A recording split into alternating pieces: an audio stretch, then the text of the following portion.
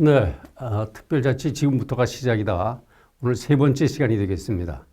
우리 강원도가 갖고 있는 특별자치의 법이 우리 강원도만 잘 살게 하는 그런 법으로 생각하면 큰 착각이고 오해입니다. 다른 지역에 많은 살고 있는 사람들, 다른 지역의 시도들도 강원도와 같이 똑같은 권한과 재원을 가지려고 하지 않겠습니까? 그리고 국가도 마찬가지입니다. 강원도만 특별히 특별법이 있다고 해서 돈과 권한을 강원도만 집중해 주리라 해서 기대하는 것은 무리라고 저는 생각을 합니다. 그래서 전국적으로 시행하고 있는 자치분권과 균형발전 정책, 그리고 특별자치도 법에 의한 지방분권과 균형발전을 어떻게 조화롭게 우리 지역에 더 이익이 될 수 있게 확보할 수 있느냐, 이런 문제도 우리가 고민을 해봐야 합니다.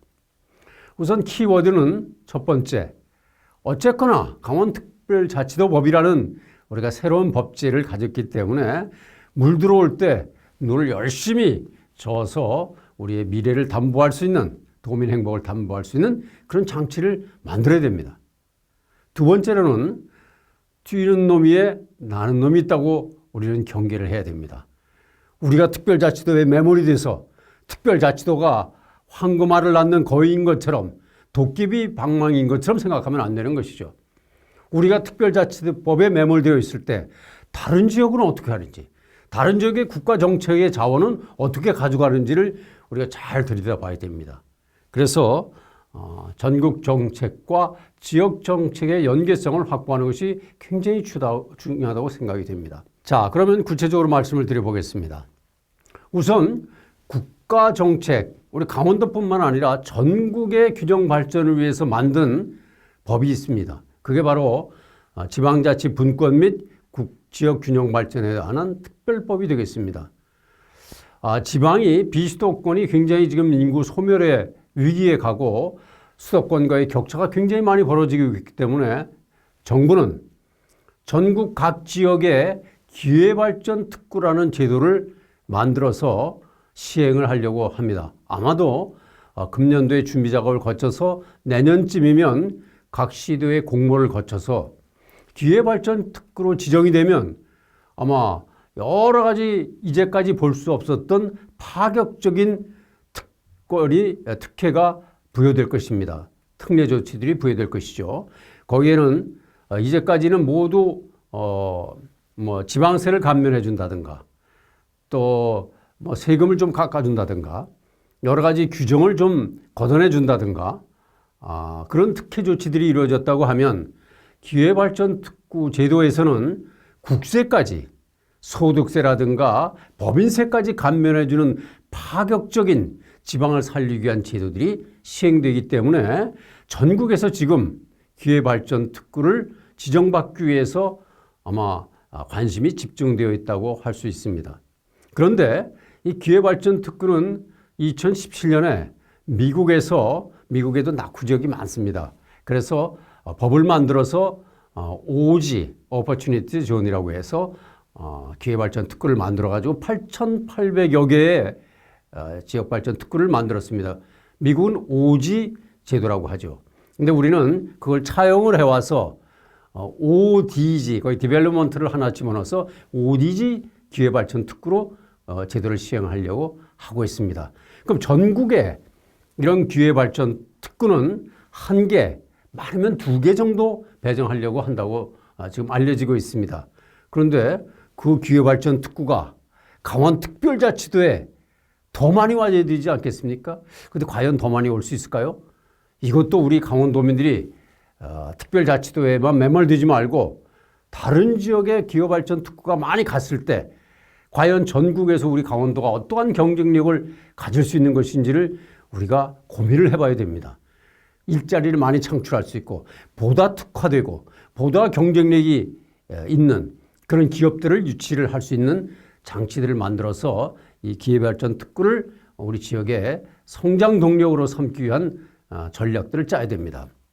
다음은 평화경제발전 특구입니다.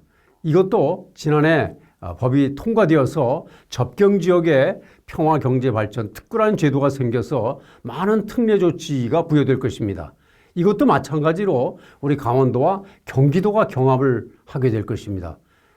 그래서 평화경제발전특구에도 우리가 관심을 가져야 되죠. 세 번째로는 교육도 교육국제화 특구라는 제도입니다. 이것도 전국적으로 앞으로 시행될 제도가 되겠습니다.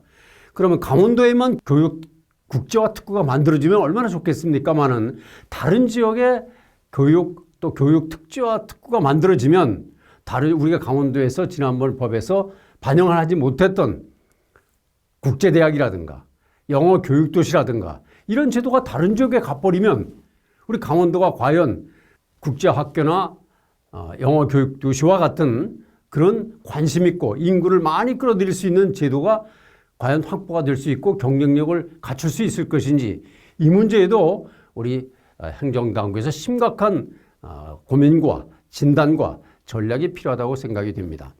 다음은 인구 감소 지역 지원에 관한 특별법이 또 있습니다.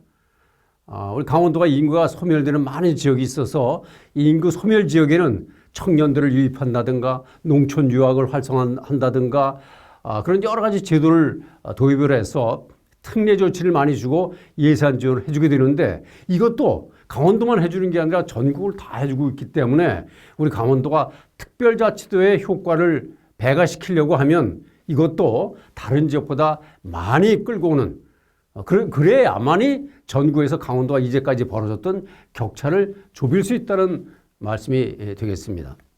그 다음은 글로컬 대학 지정입니다.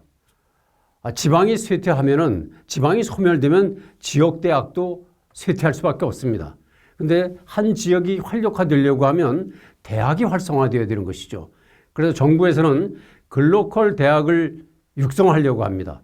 집중적으로 해서 과거에 교육부가 갖고 있었던 여러 가지 지원 정책을 시도에 내려보내줘서 대학과 같이 지역에 필요한 그 지역 산업과 필요한 인력들을 양성하고 그런 교육 제도를 만드는 제도를 추진하고 있죠. 강원도에서도 이제 10월 말이면 글로컬 대학 지정 결과가 발표가 될 것입니다. 이것도 강원도가 정말 우리가 관심을 가지고 대학 구성원은 물론이고 지방자치단체가 집중 노력을 해서 반드시 글로컬 대학을 지정할 수 있도록 하는 것이 우리의 당면 과제라고 말씀드릴 수 있겠습니다. 마지막으로는 2차 공공기관 이전에 노력을 기울여야 됩니다.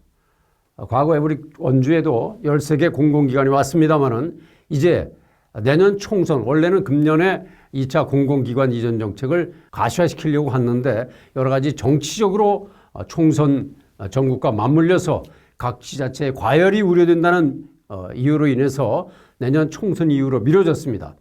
2차 공공기관 이전 때 보다 많은 수도권의 공공기관들이 우리 강원도 지역으로 끌어올릴 수 있도록 특별자치도의 명분을 내세워서 이것도 전방위적으로 강원도의 공공기관들을 끌어오기 위한 노력, 국가 정책과 우리 강원 특별자치도 정책과 충돌되지 않고 상승 효과를 낼 수 있도록 우리가 남은 기간 동안에 우리 정치권, 또 행정, 또 학계, 언론계가 모두 지혜를 짜서 대응해 나가야 할 것입니다.